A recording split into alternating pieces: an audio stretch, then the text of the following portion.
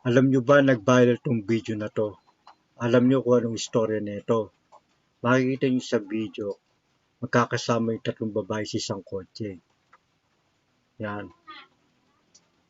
1, 2, 3. Tapos may hinihintay pa silang kaibigan na isang babae. Tapos maya-maya nag-text nang sabi nung babae, paparating na siya dyan sa kotse.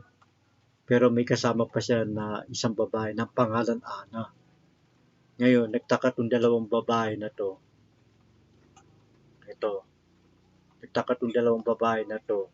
Kasi nabasa nila doon sa text, doon sa harapan ng kotse, na tinutukoy niyang Ana. Ito na yun eh. Kasama na nung dalawang to eh.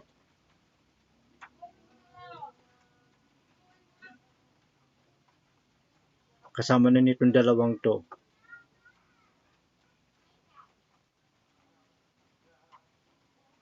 Itong si Ana.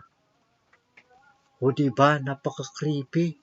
So, ibig sabihin ka double ganger. Yan ang story niyan. Sana kinilabutan kayo. Yun ang story niyan. Play natin. Makita mo magtitinginan yung dalawa habang binabasa yung text.